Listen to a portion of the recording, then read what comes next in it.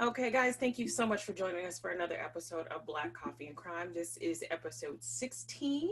So, again, thank you all for joining us again. And this week, we are going to talk about an old historical serial killer, one that I've never heard about.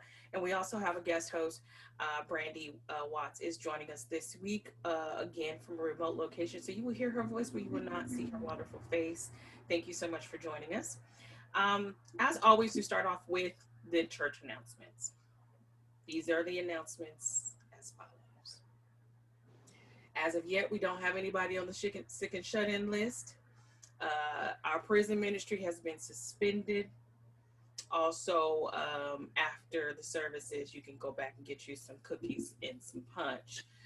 Uh, But as always, we just do want to let you know that myself and Jackie, we are not law enforcement professionals. So these are our opinions. If you disagree, that's fine, but always be respectful in the comments to us and to others. If there's something that we missed, put it in the comments. Let us know. Any suggestions about future shows, also let us know. Mhm. Um, and of course, as always, the offering plate will always be going up and down the aisles after the A and B selection. So please give us the kind that folds. See me after service if you want to, pay your tithes. All right. So those are announcements as follows. Govern yourselves accordingly and obey your ushers. All right. So Jackie has just informed me Accordingly. that she has been on a social media hiatus, a diet. So she is kind of blank right now with what's going on Al Gore's internet. Yeah. Um, but fear not, there's an abundance of shit going on Al Gore's internet, so we got plenty. But one thing that Jackie does know about is this crazy story out of Las Vegas. Is this Las Vegas? I think Yes. so. Yes. So on October 7th, story comes out about this gentleman. His name is Sidney Deal, and he had his toddler in the car, 1 year old girl, Mhm. and he gets out of the car with the air conditioner running. He locks his keys in the car, and the baby is trapped in the car. He's refusing the assistance of a tow truck company um, and a locksmith. Yep. And then he calls his brother. Yep. Um, so basically, what happens is the child dies of heat exhaustion and Mhm. the effects of high heat in this car. Now, this is Las Vegas, Nevada. For those of you who are not familiar, Las Vegas has two temperatures Hot and hotter. and cold. Yes. In the wintertime, it's hella cold. In the summertime, it's Super hot. unbearable in the daytime, even at night, but especially during the daytime. So this baby is trapped in the car um, for about an hour while people are milling about the car. The Yeah. father's refusing to bust the windows because guess what? He said he had just gotten the car. Yep. What was it, an Altima? It wasn't even a, I mean, this, Yeah. Yes. but it wasn't Fancy. even a new Altima or a So Maxima. did the air condition wasn't on or the car turned off or what? He said that he thought it was okay because the air condition was running, but it wasn't. Unless he had it on but the car wasn't started, so it was blowing hot air. Right. So he refuses the tow truck. He refuses the Police. Everybody. locksmith. Nobody. And so it takes him about an hour to finally bust the window out. He Yep. said that he didn't want to break the window because of the repair costs. Now,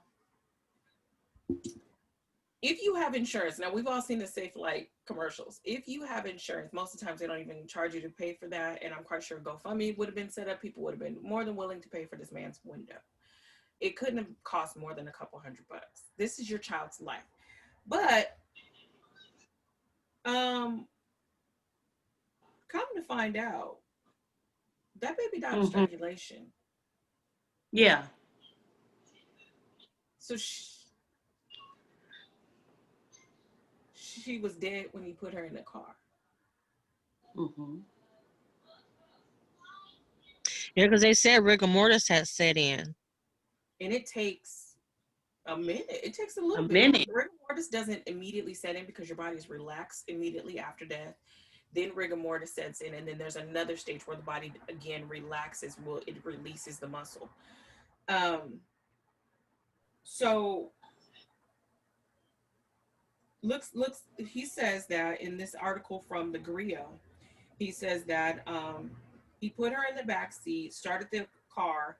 He turned on the air, went back into the apartment, argued with the mom for about 15 minutes, and then was calling the insurance company to unlock the car. Who calls the insurance company to unlock your car? I don't care if it was a Rolls Royce. My child's in the back. You better beat all them windows out. All of them. So if part of his story is true, where he Better was arguing with someone to call the insurance company to unlock the car, who were you arguing with that they didn't know that the baby was in there? And they argued with you in the house in the apartment for 15 minutes before they said, let's just go bust the window out. I'll pay for it, whatever. We got to get the baby out the car. Mm-hmm. Nobody. And you don't have another set of keys? You're a father. You mean to tell me that you're not going to kick the window in or to get your baby out the car? Right. You're staying in pictures of him with the baby. And he looks, hands-on content father or whatever. Mm-hmm. So, my suspicious mind. Where's the mama? Yeah. And if the baby was dead prior to them putting her in the car, what happened to her? Maybe it was his visitation day or something. So maybe a revenge type thing, like, because people do harm their kids so that they can harm the spouse or partner or ex-partner. They do that. Last year, there was a guy who basically put his baby, he taped the door shut in his car. This was in Connecticut. I think this happened last year. He taped the door so that she was 3 and so she couldn't get out. And then he sets the car on fire because he's like, I'm going to kill both of us. But then he got out of the car. Yep, he did. And they were going through like a custody battle type thing. And the mom really had strong misgivings about letting him have her. But she says, I'm going to do it because he'd never hurt the baby before. But this time, the baby died and he had severe burns, on his body. So I wonder, like, what was the situation behind that? What was he, how did this baby die? When did this baby die? If rigor mortis had already set in. And if rigor mortis had already set in, so this is the second stage after death. Yeah. So yeah. If he I'm with Brandy. If he came to pick, I'm thinking like if he came to pick her up, then it may have been his visitation time. I don't know if he's hiding it for her. I haven't had time to really just break down what it could be, but she knows. She knew. Mm-hmm. So we'll see what happens with that going forward. So was he charged with anything or no? According to this article in the Grio, not as of yet. No, he is. He was arrested. He was held at the Clark County Detention Center on a $20,000 bail. He'll appear court Thursday, which is today. So we will hear about that because even in the instance where if there is no foul play, you're still responsible for that child and you left that child in the car. So that is still negligence leading to the death of a child or however that charge would be worded. It doesn't say if he made bail or anything like that, but yeah, he's still on the, responsible for that. So yeah. All right. Well, let's see what else happened on Al Gore's internet. We got the Cheeto in chief with his Twitter fingers. He's on Adderall and steroids, and so he is just off the rails. He is literally like, y'all, this country is trash. This country is trash. Like, we are like the parking lot carnival at Valley View Mall trash. And if you were from Dallas, you know what the parking lot at Valley View Mall looks like. Better yet, Redbird. Like, we are the shoe store that is left, the one shoe store that is still in Redbird Mall right now. Yep. That's the United States. And if you don't know what Redbird Mall is, think of any mall in your town, swap meet, selling fake gold. That's us. That's what we're doing, because we have a commander-in-chief who is the most Googled slogan right now is "How do you move to Canada?" It is the number one research thing. Canada, right? No joke. Parts. Listen, do you know how bad it is that as a citizen of the United States, you can't go anywhere right now? Your passport is worth nothing. The irony is that he said that when he first ran, that other countries were laughing at us. You know, but now, like, they're really laughing at us. Yes, they're really laughing at us now. Yeah, you can't. We, as a United States citizen, no. I would be laughing too if I didn't live here. Right. I'm trying to move to Finland. I don't know who's gonna go with me, but listen, I know it's cold in Finland. And there's probably not a lot of people who look like me in Finland, but that's fine. It's okay. But they got like hella benefits over there. So like, if you're looking for a country that has great benefits, go to like a Northern European country where everybody just, speaks like Rose Island. Like, you know what I'm saying? Like, go there. They have awesome benefits. And we used to be welcome as Americans, not so much anymore. I would say, yeah, we can't go nowhere. We can't go nowhere. We're not welcome. Not welcome at all. So, but there was a debate last week. Tyshawn the Fly. No, it's Flyshawn. Flyshawn. Flyshawn made an appearance in the Mike Pence, Kamala Harris debate. I just want to know, where is Mike Pence getting his Aquanet? Because only Aquanet hairspray can attract something like that. Y'all know, you remember Aquanet back in the day with the yeah. So that Flyshawn looked like there was a magnet attached to him, and there was a magnet in Mike Pence's hair, and then because that fly was like, whoosh, and it was just like in his hair immediately, and then it stayed there. It moved. No, Flyshawn was like, I'm good. I'm along for the ride. And ironically, the Senate confirmation hearings for Amy, blah, blah, blah, whatever her name is, for the Supreme Court was this week as well. And I don't know if you guys watched it, but she had a fly too. She had a fly on her collar. What? In the Senate chamber. Now, I know there's a lot of folks who pay attention to the signs and things. Either somebody's ass is nasty and they don't wash, but we already know they'll be washing their legs and shit. So that might be it. Or Flyshawn just wanted his 15 minutes of fame. Well, I mean, is that his cousin that was sitting on Amy's collar, or is that Flyshawn? No, that was Flyshawn. Oh, Flyshawn is gonna ride this out. He reports for all the flies now. Yeah, so there will be more on Fly. Hopefully, there will be more on Flyshawn in the future, and we'll keep you guys updated on what's going on with Flyshawn. And because there's another debate coming up with Biden and Trump, so we're gonna see if Flyshawn shows up for this. So we'll see.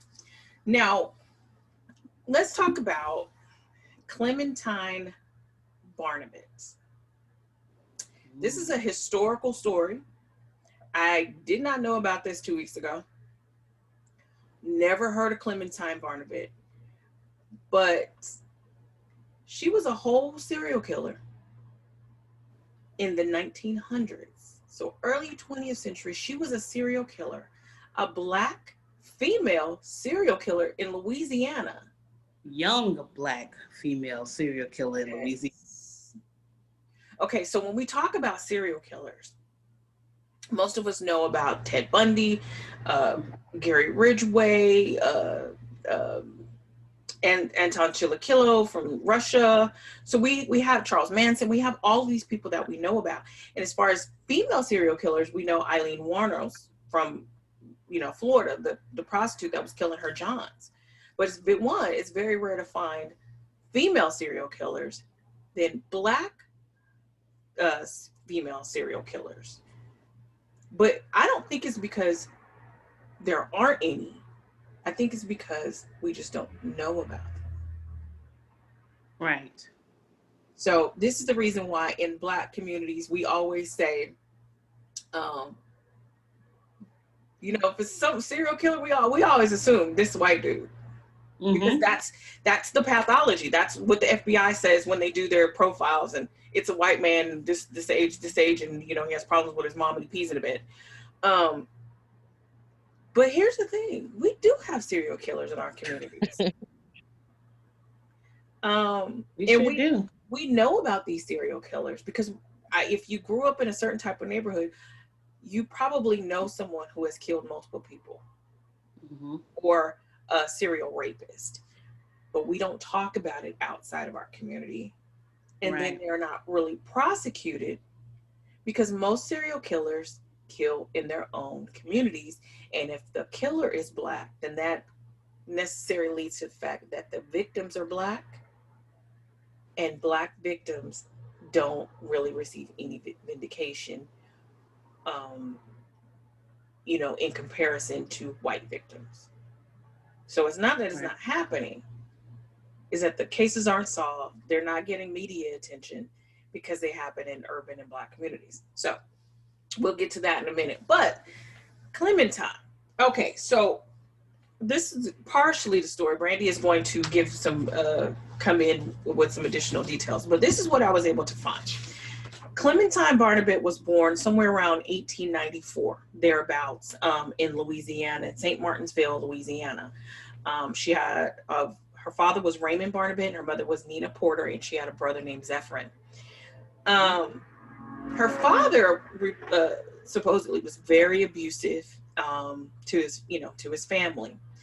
They moved to Lafayette not too long, around, what is it, like 1910 or something like that. Mm-hmm. And that's when the killing starts. Yep. Also, her father was like that. Yeah. So he was a low level petty crime criminal. Right. Yeah. So there's conflicting information about this story. If you read articles, watch or listen to other podcasts, the details are really sketchy. But there are some things that are common in all of the information. One is the method in which she killed. This woman was a whole ass axe murderer. Right. I'm talking about bludgeoning and beheading her victims. She also was unique, and she killed the whole family. Kids, goldfish, cat, dog, whatever was in the house, Clementine was coming for your ass. Like, she was killing everything. Nothing survived. Like, entire families dead in the house, bludgeoned to death. So, in 1911, there's a murder of a family. The term serial killer wasn't really coined into the 1970s, so they don't really know what a serial killer is. They just see this heinous murder. They don't really know how to put it together. And of course, the police were white in Louisiana. They, so, and it's happening in a Black community. They don't really know how to put this together. They don't know what it means. They don't know if it's connected. But so they arrest Raymond. So they have reason to believe that Raymond Barnabit is the culprit. So they arrest him in February of 1911 for a murder. Well, while he's on trial, another murder happens. So he's already in jail, and the same type of murder happens. November of 1911, the family of Norbert and Asima Randall and their 4 children are killed. All bludgeoned to death and axed to death, hacked completely to death. During the trial, however, Clementine testified against her father. So she's testifying against her father for these murders, but she's still out there committing the murders. So it's like, is she testifying because maybe they had this deal, like, you just gonna take the rap for it and you're gonna hang? Or is she getting back at him for the abuse? Mm-hmm. So after she commits this murder, she gets caught. Right? She gets caught. Clementine is 17 and confesses to 35 murders. A 17-year-old confesses to 35 murders. Oh my damn. Like, what is going on? But here's the thing. She was a member of the Church of Sacrifice, which was an offshoot of Christ Sanctified Holy Church. They had some, I won't say questionable because it's religion. I guess all religion can be questionable. Christians, don't come at me. I said it. But they did have some practice voodoo and ritual sacrifice. And so that's what these murders were for, was the... No, you can say it was questionable. What happened? You can say it was questionable because they was wild. Well, I mean, as far as is the religious part of it, I mean, there's ritual sacrifice in almost every religion. Whether not it's sacrificing folks. But again, it's not about what they're sacrificing. I'm saying whether it's symbolic or in actuality, are they, people, animals, crust of bread and some grape juice? It's still sacrifice. And at some point, even in our Christian tradition, it was an actual sacrifice of a living thing. So it's just that the sacrifices have evolved into something a little bit more palatable than, passing, cutting the neck and passing blood around. So, so that was a part of that. And so she gets convicted and she's sentenced to life at Angola State Penitentiary in 1912. In 1913, she attempts escape, but she's caught. And according to the stories that the information I was able to get, she was released in 1923. Now, some stories say that she escaped, but then others say that she was released after she was given a lobotomy, because they thought, of course, something's wrong with her. She's crazy. And they really wouldn't have been able to really dig deep into the mind of a psychopath or a sociopath to find out what was wrong with her. It was just that something, she's crazy. We'll put a hanger right here and scrape around. And so it says that she was released in 1923 and then it's disappeared from public view. But Brandy, you have a different take on what happened when she disappeared. So what was the story that you heard? Okay, the story that I heard, of course, was she went to prison. She tried to escape once, didn't work. I think she was working doing sugar cane on the outsides of the prison, and she tried to escape. It didn't work. I think then she tried again to escape in 1923. She just walked out the prison, and they hadn't heard from her. No one knew anything about her. You want me to tell about how the story came to be? Yeah, go ahead. What because it's like I said, it's conflicting stories on, there's a bunch of different little stories about how how it all happened. And since there's not a lot of information, there's a lot of room for people to interject and create a story. So I have one version of it and you have another. So what was it, that the story that you heard? The version I have is that an article was written in 2000 about a woman who went to visit her grandmother, who was for her 100-something birthday. I think it was 103, or something like, might have been 100. I can't remember the exact age. But she went to go visit her for her birthday, and her grandmother began to tell this story about these deaths that had happened, and they pretty much, she was telling all the the specifics about how the murders happened and what went on. And the story I have, that when the woman passed away, they were at the funeral, and she asked to see a picture of her grandmother when she was younger. Mm-hmm. And the picture they showed for the grandmother was actually Clementine. So my story was that the grandmother who was telling all the details, I mean, she was telling details Mm-hmm. about the killings, was actually the journalist's great grandmother. Who happened to be Clementine. Yes. Okay. So in your version of the story is that she wasn't released. It was that she escaped the second time. She was Yeah. successful in escaping the second time. Okay. Okay.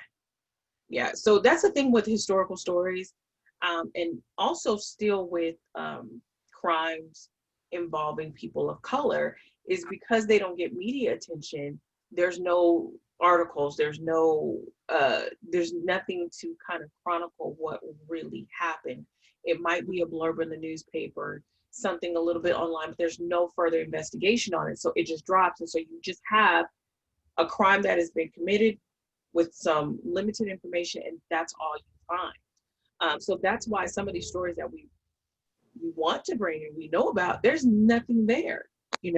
There's no Yeah, follow-up. Like, we don't even know who the the name article of the seemed like it was person. almost like a voodoo type thing. Like it was that she was a part of this ritual because of Mhm. the sacrificial church, and also her killings were around the same time as the Louisiana axe murderers.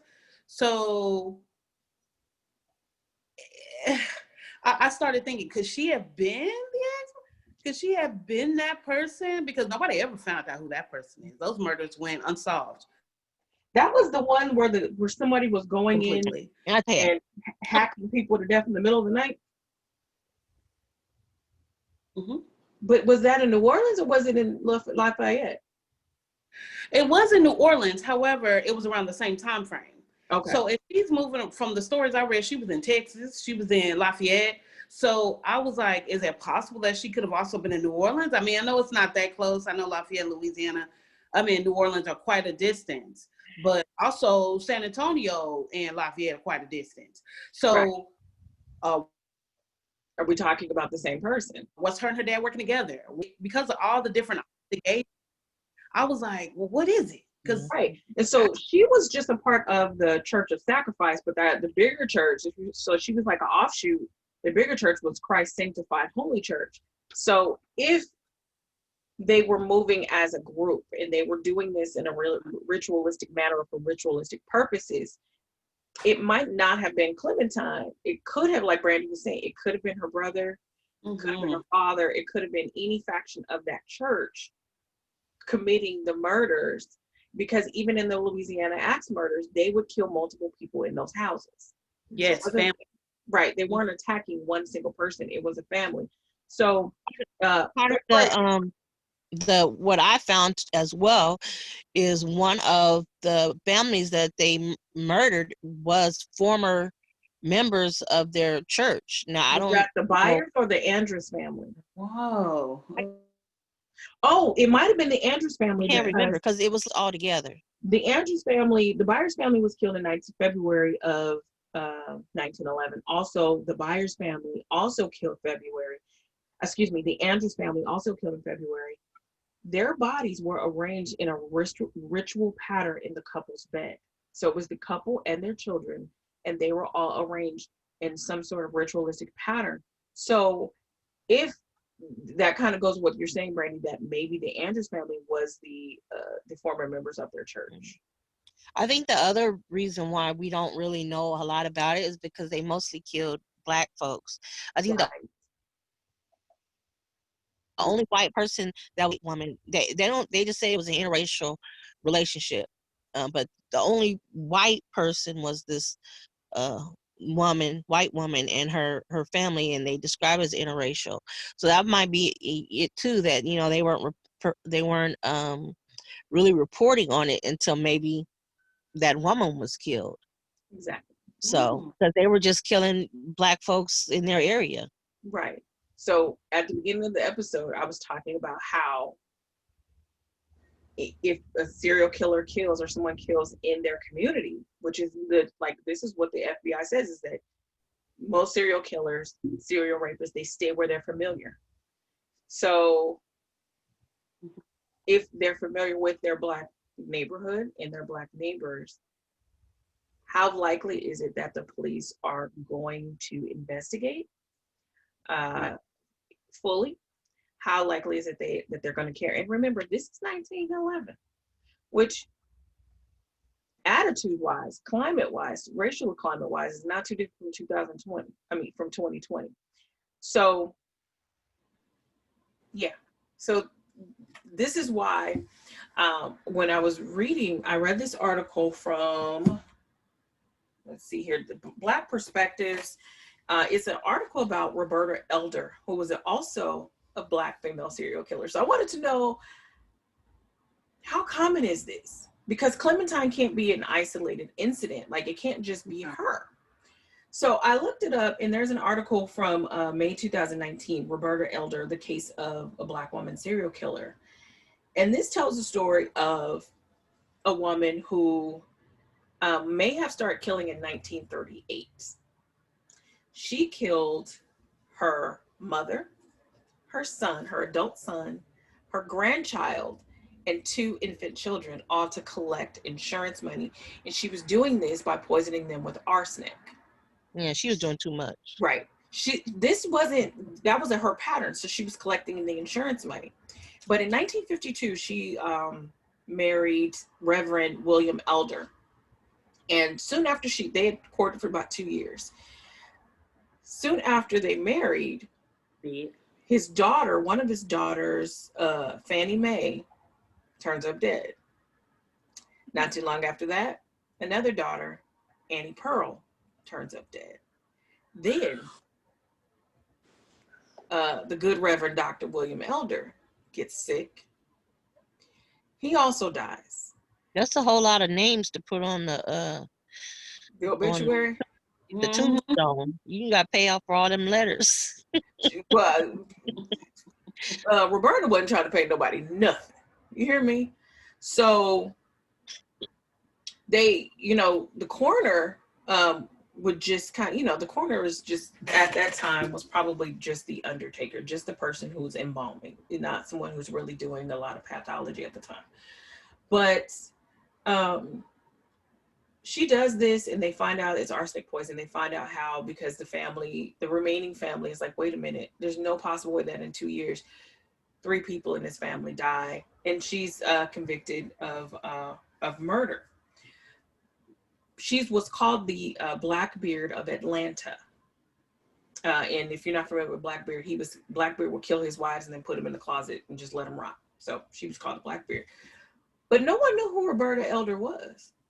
There was no media attention on Roberta Elder at all. Well, I'm sure her family didn't want nothing to get out about that.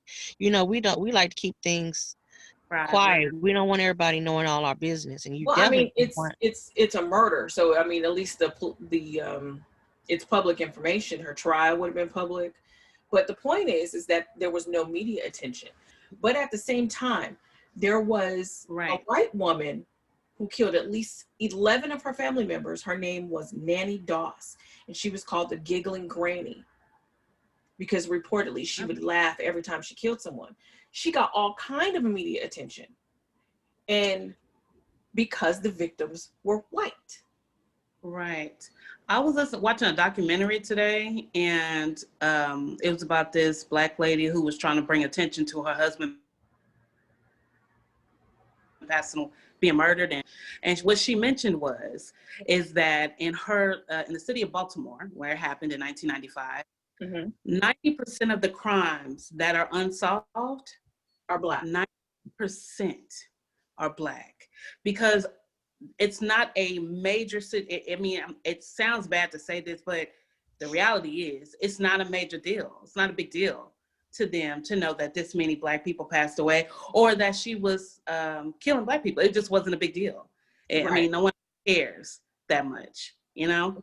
It's the same thing with missing children or adults. Like, you don't really there's really not any media attention when a Black girl or a little Black boy or anyone comes up missing. But if a white person's missing, it's on breaking news.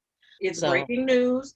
The Amber Alerts go out immediately. Last week we talked about the little girl from Iowa. It took them 6 days to issue an Amber Alert for her.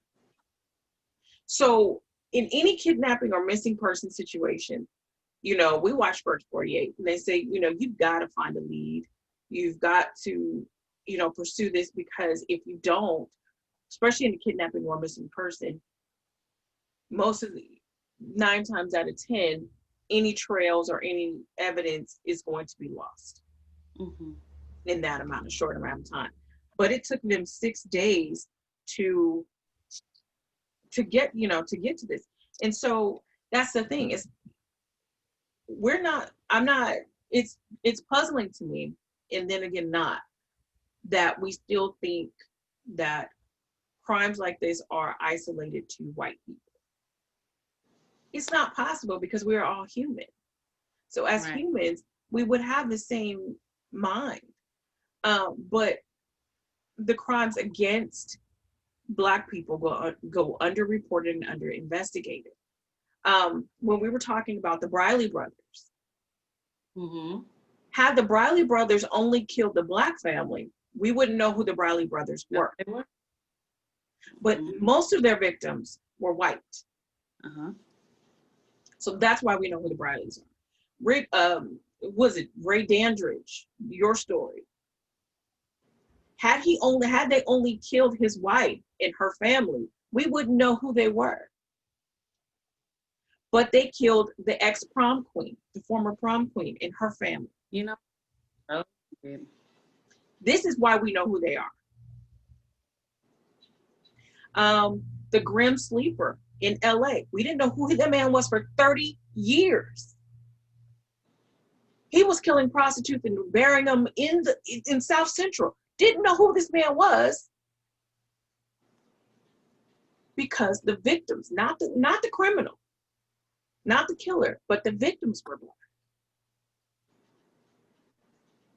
And that's the problem. When you have Black victims, it go underreported. I'm trying to find the story that I posted to our Facebook page from the Washington Post, talking about the number of crimes. It was an article from 2018, and it talked about the lady you're talking about as well, Jackie, from Baltimore, whose husband was gunned down, and she's still fighting for them to fully investigate the crime. And it talked about the number of it's like it makes. What was that? I was gonna say, it made me think, if you are a criminal that is intelligent, that can think and understand statistics and understand the way the world works, would you choose to kill the guy you said in Los Angeles? I had never heard that story. I'm gonna go research it. Would you choose to kill Black people because it's not something that would draw immediate and intense intentions? attention point. I think Makes you I wonder. think it's the same thing with the serial killers who kill prostitutes and drug dealers. Nobody's looking for them. Nobody cares if a prostitute is missing or killed, and nobody cares if some crackhead is missing or killed. So I think it's kind of like the same thing. Right. Yeah. Right. So this Washington Post article,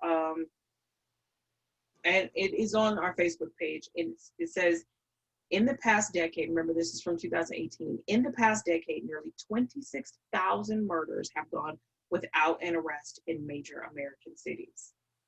26,000 without an arrest, not without a conviction, no arrest.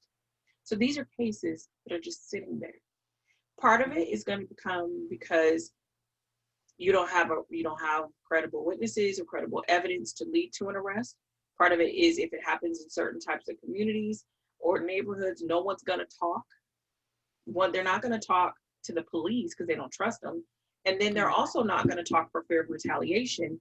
And then part of it is just, it happened to non-white people. And it's not to, I mean, it is what it is. We're all adults here. It is what it is. We can, speak freely. If it's non-white people, it's likely not to get investigated. And it says in four cities, and this is directly from the article, Chicago, Baltimore, Detroit, and Philadelphia accounted for more than 7,300 of Black murders with no arrest. But an even smaller majority, white cities have amassed large rosters of these cases during the past decade. So like Columbus was 422 murders, Columbus, Ohio, Buffalo, New York was 277 murders, 183 in Nashville, and 144 in Omaha, Nebraska.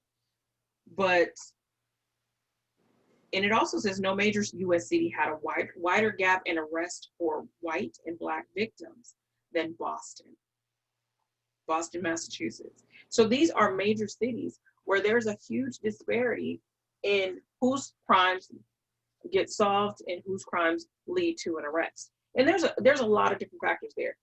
However, a lot of it is media attention. What is it? Is it called the white kidnapped girl syndrome or something? Where if, like we were saying, if a white child is kidnapped, there's immediate, response, media attention, and people looking. If a Black child is missing or kidnapped or something like that, we hear about it 4 or 5 days later. Because social media brings it to attention. Right. It's our actual community that has to bring it to the attention for somebody to say something. Right. It takes us, just hypothetically, sharing the same post 900,000 times, as many times as we can, multiple times a day, telling all our friends to share it, constantly calling up there. It's us that have to put in that work. This is true. To get somebody to even make a move, really. I mean, look what it took for us to get Breonna just a little, just a little bit, just right. But here's the thing, and we can go back to this. If Breonna Taylor had been white, girl, that would have been. We wouldn't have needed social media. No. It, first of all, it probably wouldn't have happened, but we wouldn't have needed social media. So that's the thing, is that we don't hear about these things because the victim doesn't really matter to the public. So prostitutes, drug dealers, non-white victims, whatever, they don't matter to the public. Right. They matter to us because it's in our community. But at large, we sympathize more with a JonBenet Ramsey than we would a Precious Doe. Yeah. Because this is the way they present that. They're going to present the child that has the rich parents and who has no risk factors and all of that. Conversely, you have a child from an urban community and they're going to be like, well, her father was arrested in 2018 for this, that, and the other. But we're like, but wait, but did we just lose focus on the baby? So it's always the focus on, when you could do a side-by-side comparison, the focus is going to be to the white child on the prominence of their family, how much money they make, and this beautiful child and great grades or whatever. But when it comes to the Black or the Hispanic child, it's they had chronic All the negative, or they had behavior problems, which has nothing to do with the actual crime. So the victim then becomes persecuted for being a victim. And so then we assign a judgment to them. Well, maybe if she didn't walk down that street at night, then this wouldn't have happened to her. So this is the type of things that we do. yes, we do. And so then we lose sympathy for the victim themselves. Yeah. So it's going to be interesting, and I'm going to keep looking into this and how many Black serial killers we have that aren't reported. But I mean, this is a thing. We do have Black serial killers. And the Atlanta child murders has never really been solved. Wayne Williams is still in prison for that. Did Wayne Williams really do that? Did he kill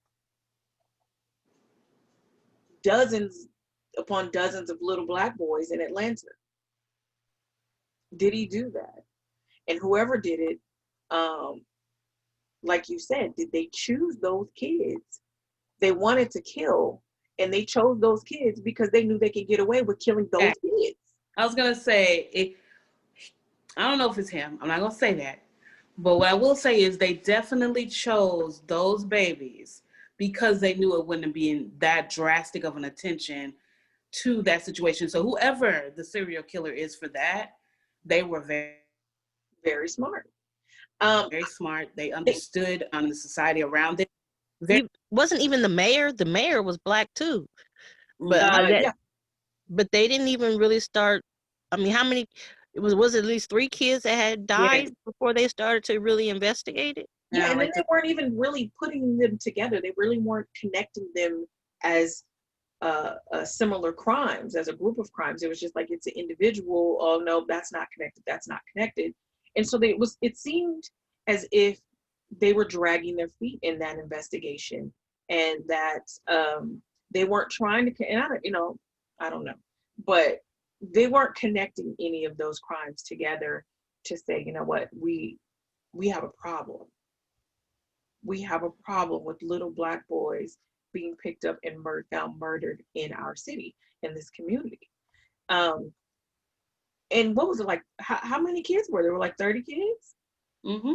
Somewhere like it was a couple girls too. Yeah. Think and about then, it. They just be, you call and say my kid is missing. Oh, they're probably a runaway. Wait a couple days type situation. Yeah. Right. Think about in Chicago, the missing kids in Chicago, the missing girls in Chicago. How many hundreds of missing girls in Chicago? But because it's Chicago, you're not going to hear about them. You're not going to know their names. You're not going to see their individual faces because it's Chicago. So the murders are there, the rapes are there, the crimes are there, the victims are there, but we're not focused on the killer because of the victims. So in our society, it's the victim who drives the investigation. Because we already know, if they know it's a Black guy or a Black woman committing this crime, they own it. They are on top of it. Yes, they are. But if the victim is Black, then, or not white, then the investigation there's explanations or justifications of why this person's missing, why this person's dead. We're going to try to find a reason why this victim should be dead. So and it's just plain, it's plain out there. I'm not saying anything that is foreign to anybody who is a semi-intelligent learning adult. It is what it is. This is the truth. So I will be looking into some serial killers from our community going forward. Now, also what I found from face-to-faceafrica.com, there's a lot of Black female serial killers, y'all. There's Josephine Gray. The interesting story. This lady she finessed the hell out of these dudes. She was married. She had an affair. She used her lover to kill her husband. Then she married the lover, right? Husband number 2. Mm-hmm. Then she had another affair. And she used that guy to kill her new husband number 3. So that basically was rinse and repeat. She would get married, have her new lover kill her husband for the insurance money, marry the former lover, then get another one, have him kill the new husband, and it's just rinse and repeat. So she did this about 3 or 4 times. She collected about $165,000 in insurance benefits. She was using threats of voodoo to keep her lovers like quiet and from telling the stories. So she did get convicted of wire fraud simply for the insurance fraud. So she never was convicted for the murders because she didn't actually commit them. Out of Nigeria, we have Jumai Hassan, 13 years old, killed 51 people. What? 13. She killed 51 people. She was a member of a cult. She actually also killed her father because the father prevented her from killing the grandmother. So, yes. But here's the thing. She was 13 years old. But guess how long she had actually been killing? So she was 7 years. What? Her killing period was 7 years. You have a 6-year-old killing people. So that was out of Nigeria. So she's killed more people than Ted Bundy. More people than Ted Bundy. And then we have Dorothy Williams. This was in Illinois in the 80s. She murdered 3 elderly people. She was sentenced to death. She strangled a 99-year-old woman named Mary Harris, and that's where she got the death conviction. She also strangled 79-year-old Lonnie Laws in 1987, and then stabbed Cesar Zuello, 63, to death as well. So, we out there, y'all. I don't know if that's something that we. That's just some of you picked, or just random ones I picked after reading them. So there's like way many more. Oh yeah.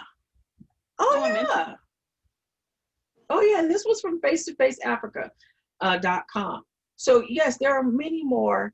I think in a lot of third world countries, a lot of them were from the stories that I found were from third world countries where there was the ritualistic mass murder type things that I found. And of course, we're not going to hear about that across the pond. But then there are a lot of murders where women are killing multiple people.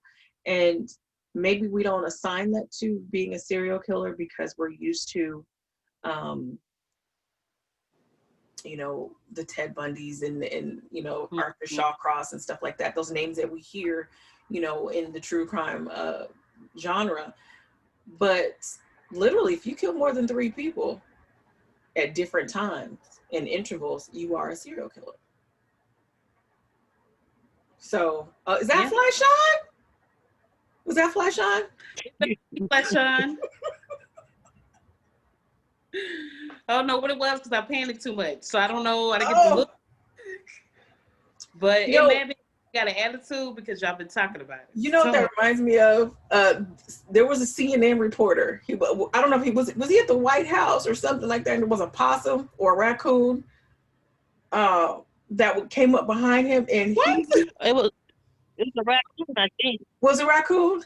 And it's a viral video, and I will post this. I'll find it and post it. But basically, he takes his his earpiece off, and he turns around. He's like, "Going on now, going on."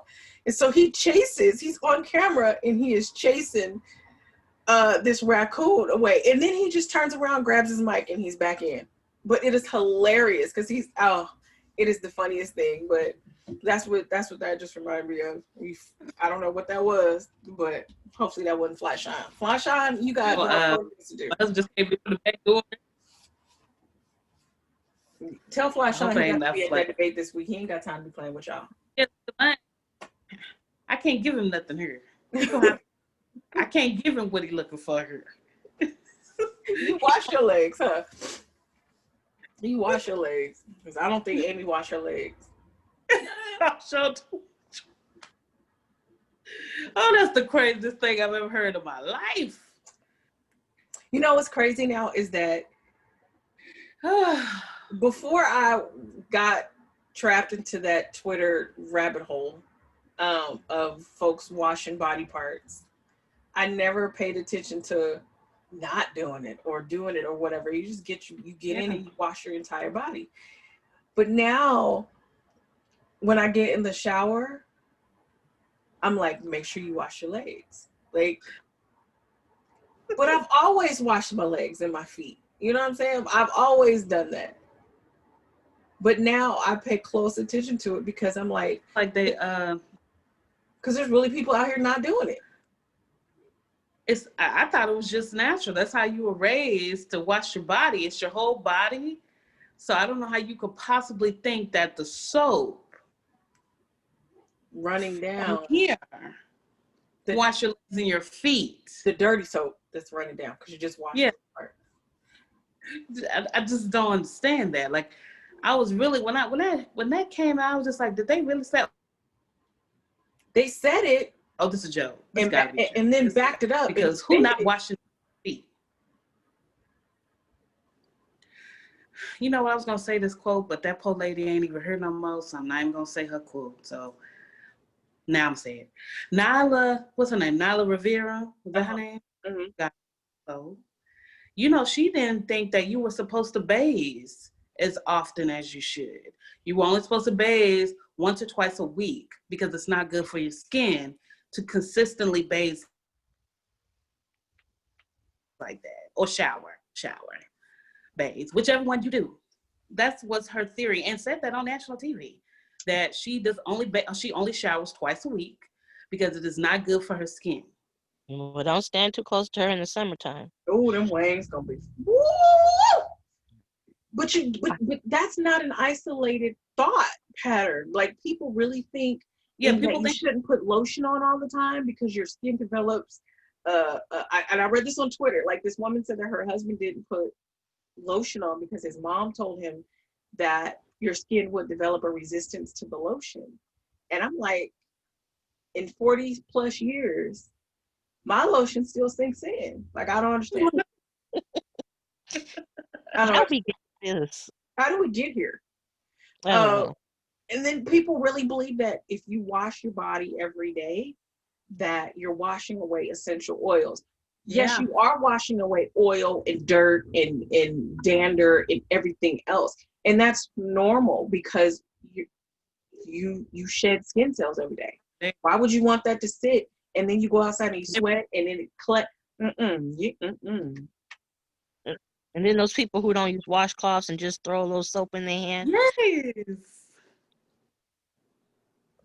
No, you need some friction. No bullshit. There was a whole article. This scientist lady, like Ivy League scientist lady, right around the time this happened, she did this study and came up with, in order to best clean the skin, you must scour the skin. And this is why people in, like, indigenous people use like sand and stuff to scour the skin. And we're like, ma'am. So her recommendation was use a washcloth, a loofah, scrub brush. We're like, why did you waste endowment money on this? You ain't got a Brenda, a Deborah, a Sheila, a Miss Shirley, nothing that worked in your office. Nobody. That you could have asked. in your blind study, how do you wash your body? Miss Shirley would have told you, Shirley, baby, you get your washcloth and you get your bar done. Lather it up. Hit it. Okay? And you want to make sure you get up in here and get don't forget her. Get them creases, and you make sure you get the, back here in the snacks if you got some, because you can get and rinse that. You don't want that soap sitting there because you're gonna start itching. So you got to and lift it up. Lift it up and get under there. Miss Shirley would have told you, lift it up and get under it, but make sure you put some water up under there to rinse because you don't want to start itching. Like you put in a grant, like you had to write a grant to ask for money and time off as sabbatical to do this study to learn how to clean your body. And all of them use one wash rag, one towel, one. For their face, for their bodies. Well, if you're only doing it once a month, do you need more than one?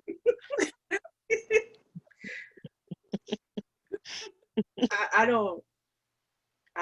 Okay, I'm a confession time, y'all, and then we're gonna have to stop because this is a whole nother podcast. But I don't know why we keep going off on tangents when we do.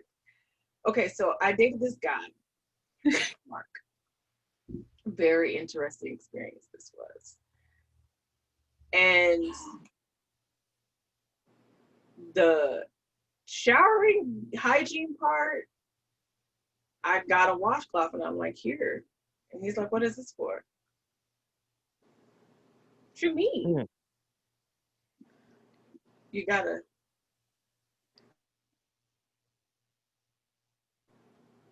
In them hidden places. Right, you gotta, and so I have to ask, like, how do you shower?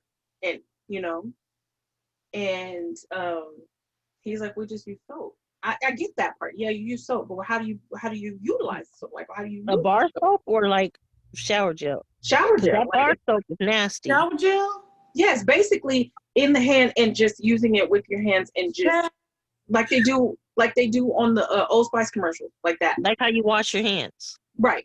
That's how they wash the body. The whole body? The whole body. Yeah, and I know what, Jackie, I know exactly what you're thinking right now. So I had to make a request, demand, proclamation. If we're going to see each other, you're going to have to change that. So I was like, let me show you how this is done.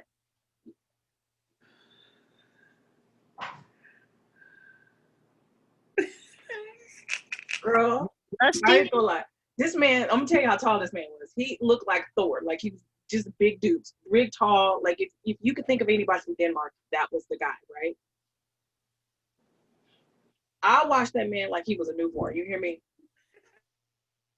You not about to sit here and I'm gonna get off yesterday, last month, before I met you. I'm gonna get all of that up off you.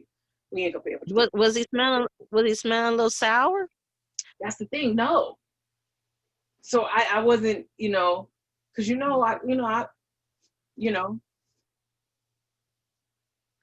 he wasn't frowsy at all. Wasn't frowsy, wasn't musty, wasn't frowsy, nothing. So I was very surprised. And then he also said that they don't, like in European countries or whatever, they don't bathe as much as Americans do. And I'm like, why don't y'all go outside? Because that's what black grandmas just say, you smell like outside. Right. You smell fresh. So needless to say, since I'm single, that relationship did not flower. Because he didn't shower. I don't know how we got from Clementine to this. I don't know. This is time. Every time. That's why I said this is a whole nother show. But this is our show, so we can do whatever we want. So, all right, we're gonna stop before we start on a whole nother thing. So we do want to thank you for joining us this week as we talked about Clementine Barnabit and also kind of talked about why we don't hear about certain crimes in the Black community in urban communities because they're underreported and investigated. So we do thank you for joining us. We look forward to hearing from you in our comments. So please drop a comment, like, and share. Also, like and share our Facebook page at Black Coffee and Crime, Black Coffee and Crime, and on Instagram, Black Coffee and Crime, and YouTube, where this episode will be viewable. So we do thank you. You guys have a great day. Enjoy that second cup, and good night. And thank you, Brady, for joining us again. You're Bye. welcome. Bye.